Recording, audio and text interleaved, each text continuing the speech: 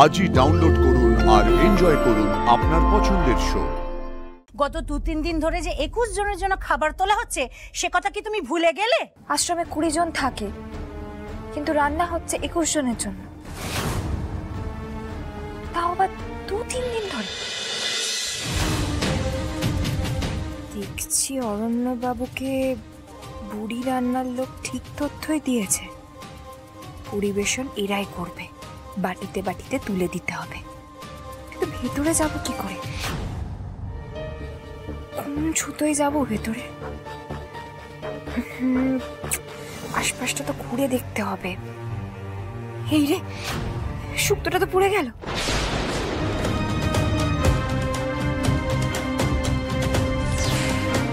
অরণ্যবাবুকেও যদি রান্নার লোক হিসেবে সাজিয়ে আনতে পারতাম খুব ভালো হতো। এত বড় শুক্তো শেষে যেন কি বলেছিল করতে? ফাইনালি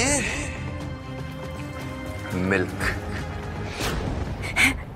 দুধ দুধ দিতে বলেছে।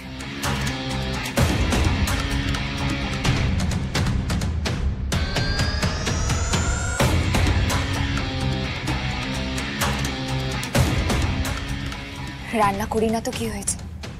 রান্না করলে বেশ ভালোই করব। এই তো দিব্যি আমি খুন্তি দিয়ে নাড়াচাড়া করে নিলাম।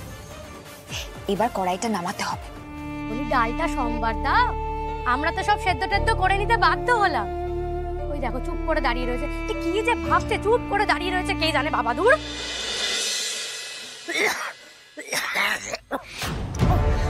দেখো কাণ্ড, বলি ফোড়নটা কি পুড়িয়ে ফেললে নাকি গো বুড়িমা?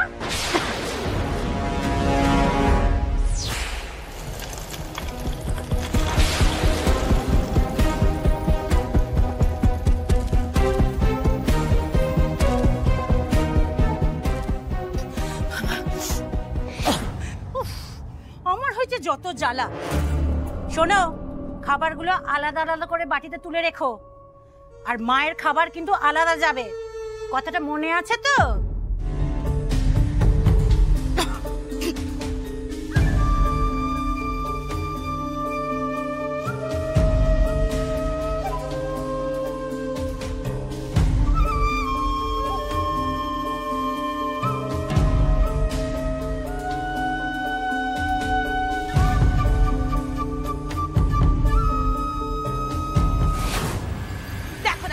কাণ্ড।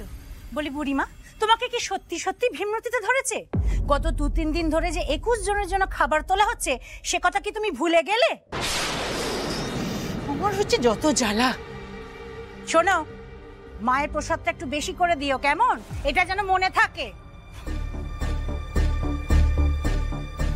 এই কথাটা তো বুড়ি রাঁধুনি অরণ্যবাবুকে বলেন। 20টা থালা, 20টা বাটি, আশ্রমে 20 জন থাকে, কিন্তু রান্না হচ্ছে 21 জনের জন্য,